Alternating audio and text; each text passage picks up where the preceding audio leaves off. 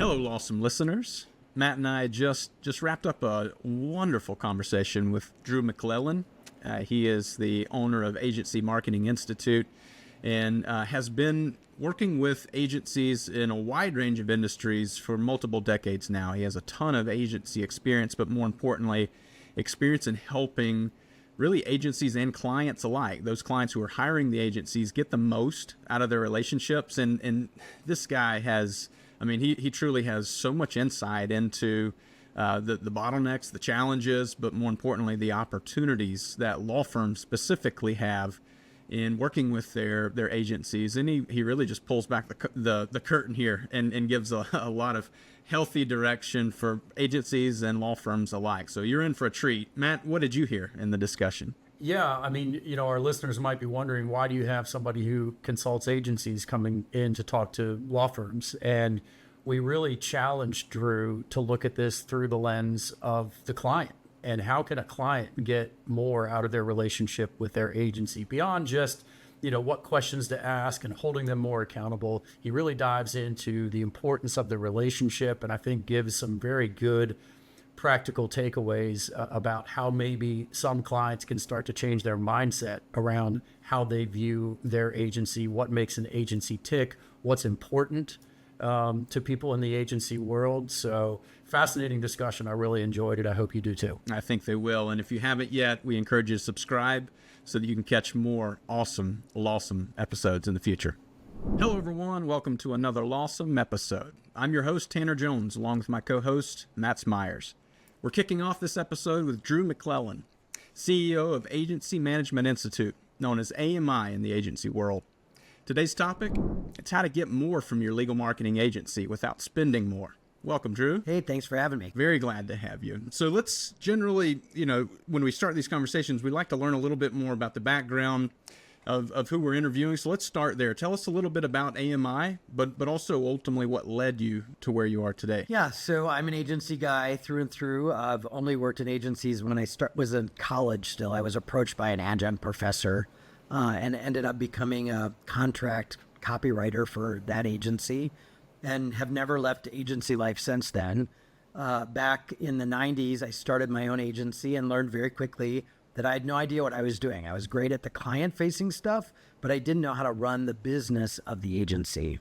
And so I found a consultant who ran a small little consultancy helping agency owners learn the back of the house stuff. Long story short, 10 years later, I bought him out. And that grew into the association, the education association that Agency Management Institute is today. And our job is to help agencies run better businesses. So how do you attract the right clients, the right employees, and run the business by the right numbers so that you get to keep the clients and the employees and you make a little money at the end of the day. So that's where we focus on all the back of the house stuff: sales, operations, finance, people. We don't teach them how to do their work. We just teach them how to run their business. Drew, you've spent an entire career in the agency world, and now you've been helping agencies through AMI learn how to better serve their clients. So today we're going to flip the tables a little bit. Yep. And I'm going to talk about any advice that you have, how clients can get more out of their agencies. So we're going to look at this from the client perspective. And we'll start with, from your experience, what are the biggest mistakes that you think clients are making over and over again when it comes to working with their agency partners? I think it's a couple things. I think you have to view it as a relationship rather than a transaction, number one.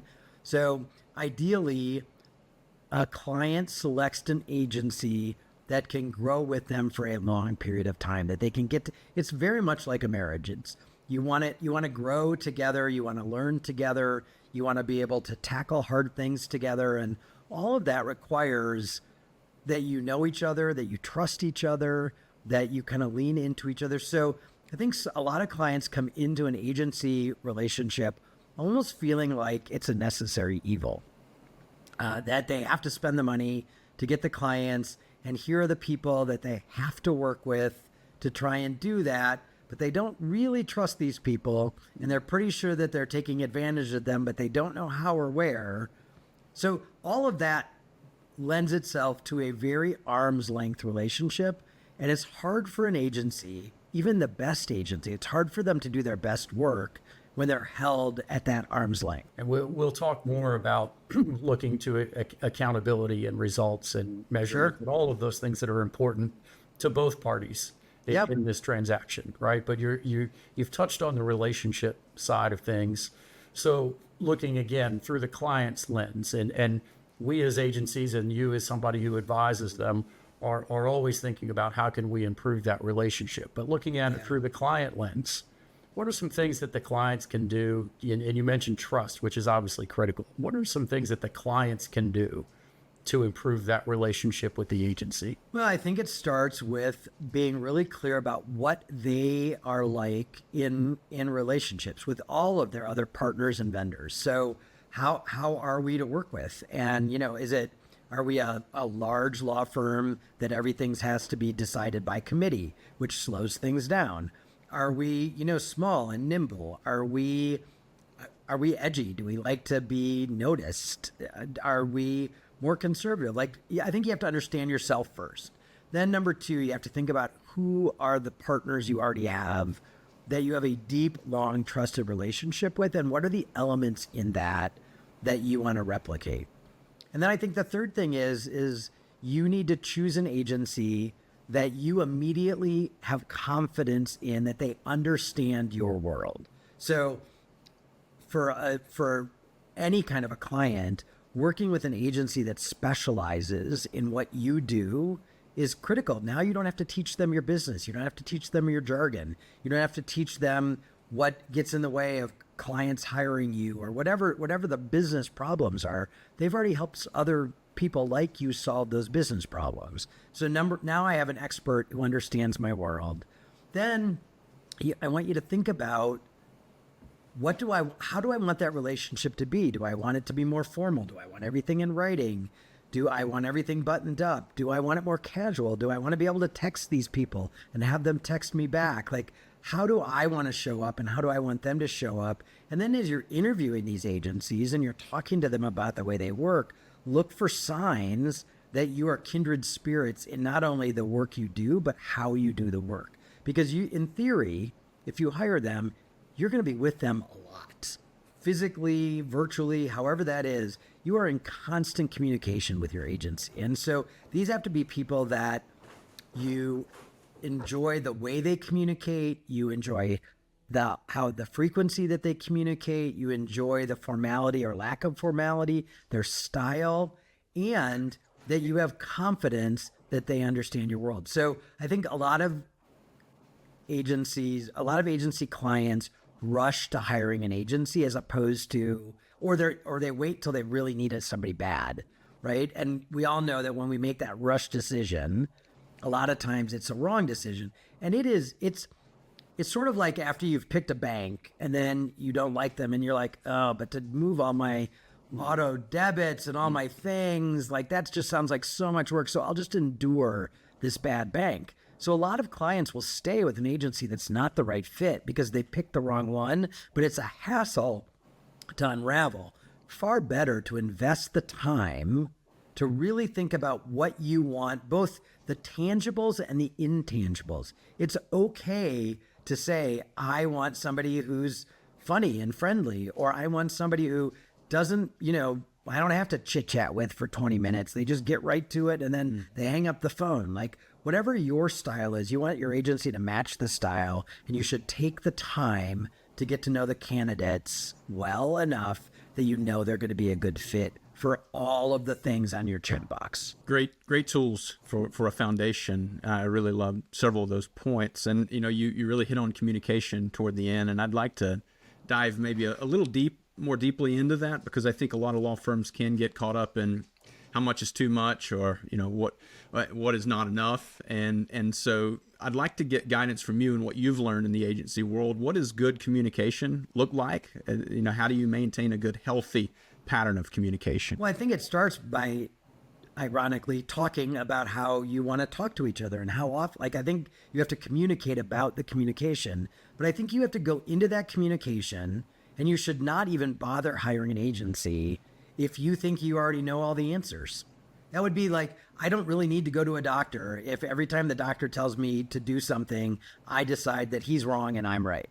So part of it is going in with that sort of learner's mindset that no matter how brilliant you are at what you do, you have to have confidence that your marketing partner is brilliant at what they do. And that's not your area of expertise. And so if you are willing to, we can talk about sort of the cadence of communication, but I think even before that, it's that you are willing to be open to what you are being told and recommended and the data. And so, Matt, you talked about accountability and sort of proof points. Of course, the agency has to be able to justify what they're recommending. And hopefully, if they're a specialist in your space, they've done it for other clients and they can show you case studies and data and all of those sort of things.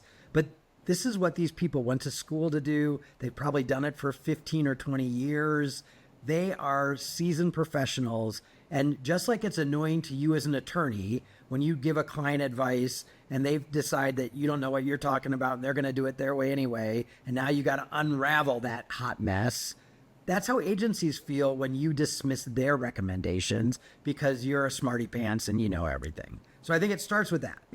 But then I think it is about saying, look, here's how often we want to communicate at different levels. Like, how accessible do I want to be as the client? How accessible do I want my agency to be? What am I willing to pay for in terms of accessibility? Like, if I'm allowed to call you on a Saturday afternoon and you're going to always respond to me, that's a different level of commitment than Monday through Friday, 9 to 5. How often do we want to meet to talk about the progress of the work? How often do we want to meet to talk about big ideas and sort of explore and brainstorm together? So there is no right cadence for that works for everyone, but there are certain kinds of communication that need to happen. And again, probably leaning into your agency, understanding what they need from you as a client and being accessible is a huge part. And the other part, and you guys know this, it's really frustrating when you set a timeline and then the client violates their end of the timeline, but still expects you to be able to deliver the thing on the original deadline. It feels disrespectful.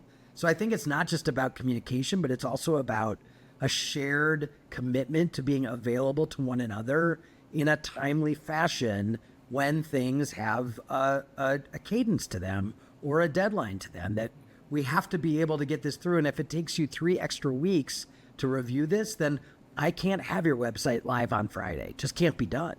Yeah. So I think it's a mix of both communication style, modalities, and timing. Yeah, the word accountability has come up a few times, and I've heard Tanner speak on this topic. And accountability is one of those words that can immediately make people feel uncomfortable when they hear it. Yeah. Right. Depending on your point of view, from a client perspective, accountability, they might be seeing it as this is how I'm going to hold my agency accountable. But it's a two-way street. That accountability has to go both directions. So from your perspective, what can clients do to have a level of accountability of their own in order to keep that relationship healthy? Isn't it funny when we think about accountability, we always think about the other person's accountability. Absolutely. I mean, that's just human nature, right? Yeah. So, what makes a great client is somebody who keeps their promises. So it's a timeline promise, it's a turnaround promise, it's a feedback promise, it's a transparency promise, it's a candor promise. So, accountability is everything from me being willing to share with you when I'm not happy rather than passive aggressively letting you know that I'm not happy. Accountability is me being available when I say I'm going to be available and not at the very last minute changing, meetings. And I think that's probably tough for attorneys because I'm sure that they have client emergencies crop up all the time. But so do agencies. Their clients have emergencies. And so everybody has to hold our time secret. So part of that is just showing up when you're supposed to show up and showing up how you're supposed to show up. That's, I think, and I think the other thing, some clients like to play the I don't want to tell you that. I want to see what you think game, which always immediately sets the agency at a disadvantage. I'm asking the questions I'm asking so I can give you my best counsel. So that would be like me going into an attorney and saying, I want to get a divorce, but I would like you to guess why I want to get a divorce before we go into court. As opposed to saying, look, here are the 5 things that have happened, or here's my budget, or here's the things I'm worried about, or here's what our competitors do better than us. Whatever the questions are, we're asking because we know that the more informed we are, the better counsel we can provide. And no one on the planet should understand that better than attorneys, I would think. Let's keep moving in the direction of accountability, because this is a big topic when it comes to working with anybody hiring an agency. Naturally, there should be accountability on both sides, but specifically around measuring objective success, Drew, what questions should law firms be asking their agencies in order to stay focused on the right goals? I mean, I'd love to end up around some of the main success factors you see, but starting even before that, what are those key questions you think that they could be asking of their agencies just to make sure that they're holding them accountable and everyone's making the most out of the relationship? One of the fascinating things about our work is that clients typically come to us with 2 things, a budget and some goals or KPIs. And rarely do those 2 things have anything to do with each other. And so, clients will want to achieve something, but the budget that they have makes that achievement a 4-year process rather than a 1-year process. And so I think one of the first things that a client should be thinking about for accountability is what are the outcomes that matter to me? I mean, we need to define that, but also to help me understand what a realistic budget is to accomplish that in a year, 2 years, 3 years, 6 months. What is the shortest time that you think I could accomplish that? And what would that budget be? And it's not just dollars, it's also my time, my attention, my team's time and attention. Are there other things I would have to change? Does the website have to be updated? Are there other things that are in the way that are barriers to those KPIs? So here are my goals. Let's be really clear about what those goals are. And then are there things that we're doing that are counterintuitive or counterbalanced to accomplishing those goals? That has nothing to do with budget. It's just how are we showing up that maybe would discourage someone from helping us get to those goals. And then B, realistically, what is the timeline and the budget and the tactics that will help me get there? And I get that you want to get there faster than your agency is going to probably say, but you can't lose 100 pounds in a week. I don't care what you eat or don't eat or how many steps you take. There are some things that just take a certain amount of time, and no agency that is really worth their salt is going to lie to you and tell you, absolutely, we can get that done in a week or a month or 6 months if it can't be done. So when your agency says cannot be done, they're not being obstinate. They're being honest. And you should welcome that honesty and say, okay, well, let's set more incremental goals. How can I work my way to that? And what's the timeline and budget to that? What do you need from me there? But it really is all about the understanding that there is a direct correlation to outcomes and how the client shows up and what the client's willing to put into it, time, money, budget. The agency can help you do just about anything sooner or later, but all things are not created equal. I'm going to shift gears a little bit, Drew, and dive into a very specific topic, one that's been pretty hot in the legal marketing space recently, and something that Tanner and I have actually had guests on the podcast to talk about, and that's the rise of fractional CMOs in the law firm marketing world. Yep. And I'm just curious, your take on that and your experience. Are you seeing that as more of a trend across the board, or is that something that you think is more specific to our industry? No, we're seeing it across the board in a lot of industries. So, for a lot of firms or companies, regardless of ilk, so law firms or otherwise, they may not have a need for a full-time person, but they do need that depth of expertise, and they don't have anyone in-house that really understands the language translation between what they do and marketing. And so you put someone in a very uncomfortable position of being, you know, in a law firm, it's almost always one of the partners has been assigned marketing. They don't know marketing. That's not their background. They got that instead of finance or instead of something else. And now they're trying to translate between the agency and the rest of their partners or the rest of the firm. And that's a really challenging position. And it's challenging to make decisions because you're really asking them to do that blind. Now, some people are more naturally good at it than others, and agencies can help those clients by educating them and sort of baby stepping them through what they need to know. And again, as we said before, giving them data points, giving them proof points, showing them case studies, slowing down the process to really educate them as they go. And then over time, the clients get it. But for a lot of firms, it is easier and faster to say, you know what? I want somebody kind of air quote embedded in our firm 2 days a week. They're going to get to know us. They're going to get to know the lawyers. They're going to get to know the kind of cases we do, et cetera, et cetera, et cetera. But they do have a marketing background, and they're going to be the translator for us. They're going to be the ones that work with the rest of the agency, take their recommendations, bring them back to us, help us make better decisions, and spend our money wisely and well. So I would say we are seeing an uptick of it. And I also think agencies are more open to it. It used to be that agencies didn't want to do that. And I think now agencies are recognizing that one of the barriers to their success, and when I say their success, I mean that they achieve success on behalf of their client, is that the clients either don't allocate the time or the right person. And the CMO, the fractional CMO, sort of solves those problems and allows everybody to get what they need and want to try and get the client to the finish line, whatever that may be, faster and more cost effectively. Yeah, you make a great point about speaking the same language, right? Having somebody on, on the client side that understands what the agency does, and can translate, as you said, is critical, especially for firms that have just a limited amount of time to put toward their marketing. But again, that goes back to the very first thing we talked about. That can't be transactional. Like, if I'm going to let you into my firm a couple days a week and you're going to be my fractional CMO, I have to have a deep level of trust in you. And we have to figure out how we earn that in each other, because now I'm really leaning on this person to tell us what to do, to tell us how to spend our money and all of that.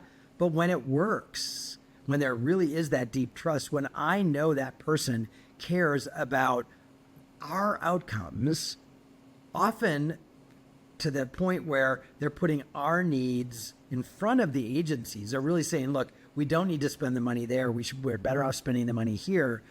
And to me, a great fractional CMO is thinking about the whole of the business, not just what the agency gets, but they're thinking about everything from what is the experience when you walk in the law firm's door? What is it like when you fill out a form or when somebody answers the phone? How do the attorneys, treat their clients?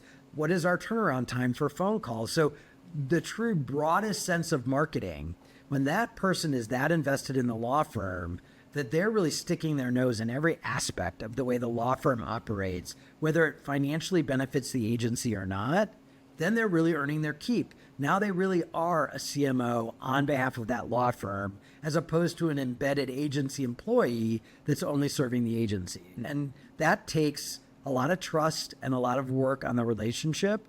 And that takes a ton of transparency on the client's part. The client has to be willing to really let that CMO see all of the warts and everything. Like, you can't hide anything. Otherwise, that person is really hampered in being able to do their job well. And you raise a great point there about the willingness to share information. And we've talked about this two-way street and accountability and everything that goes with that. Can you speak to the importance of clients' willingness to share the data that they have that is relevant to the agency, that their success is in most cases literally tied to? Yeah, it's funny.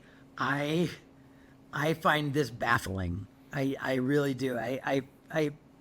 It's like you're asking someone to come into your house and decorate it, but you won't give them a key to your house. Like, I don't understand the logic of asking someone to be your partner, but not giving them the information they need to actually be your partner. So one of the decisions I think clients need to make, and this is true of all clients, not just law firms, but one of the decisions clients need to make is, am I willing to share information that the agency is going to need to give us their best guidance? Or would I prefer to hold things close to the vest and know that I'm going to get generic advice that is not going to work as well, and I'm going to spend more money to get where I want to go because I'm not willing to if you don't trust them enough to give them the data, then do not hire them. Bottom line, if you're sitting across the table from somebody and you're trying to decide if they're your agency, and you say to yourself, what data would I not be willing to share with these people? And other than, salaries and stuff that they don't need to know, if there's anything on that list, then don't hire them, because all you're doing is you're just going to water down their ability to make you happy and help you achieve your goals, which means you're going to fire them. So just cut to the chase and don't hire them unless you're willing to share the information. Just keep looking for the right fit of people that you're like, yep, I would share our client database. I would share, again, within whatever legally you can share, I would share what our average case cost is. I would share what our sales ratios are. I would share what our repeat business ratios, like whatever data you think the agency would want. If you're not willing to share it with them, they're the wrong agency. It's a fascinating discussion. Really, really helpful points, and I think our listeners are certainly going to, if they apply this information, they can make a lot more out of their relationships with their agency. So we're thankful for that. I'd like to ask one final question for you, Drew, and this is really just to kind of tap into the multiple decades of experience you have in working with agencies across the country. What's one thing you wish every client understood about how agencies really work? So I will answer that question, but I want to make a comment on what you just said, which is, if you go through agencies once a year, it's time to look in the mirror and realize it's probably not the agencies, right? It means that you're not being the kind of client that agencies need. So now I will answer your question. What clients don't understand about agencies is, and this is counterintuitive, and yet I know it's true. Like, we work with 300 to 400 agencies a year. And I mean, work with them deep enough to see all their finances and all of it. They are not as motivated by money as they should be. They are really motivated by doing great work for clients that they believe in and that they can achieve success for. That is a greater reward to most agencies than the financial gains that they get. Frankly, most agencies underprice themselves and do a lot of things for no money at all because they've mispriced. I mean, if clients could see like the inside, they would be like, that's insane. But agency people are motivated by getting to do really smart, creative, strategic work that moves the needle for clients. That is more gratifying. Like, a win for a client, when you get a client over the finish line, or they get a big win that puts them out in front of their competitors, that feels as good to an agency as if it was their own, because they do take a lot of credit for it and they do take a lot of pride in it. And so when you find the right partner, they will be as committed to your success as you are, and in some ways more excited about your success than you are. And that is their greatest gratification. That I don't think people understand, because it's odd for business people to behave that way, but that's how agency people are wired. Yeah, well said. Drew, thank you so much for spending time with us. What's the best way for our listeners to connect with you? Sure. They can just go to agencymanagementinstitute.com, and there's a contact form, or they can find me on LinkedIn. I'm pretty easy to find. So it's Drew, and my last name is spelled McLellan. A lot of people stick in an extra C or throw a D on the end. But I'm happy to answer any questions or be helpful if I can be. Thank you so much. You bet. Thanks for having me.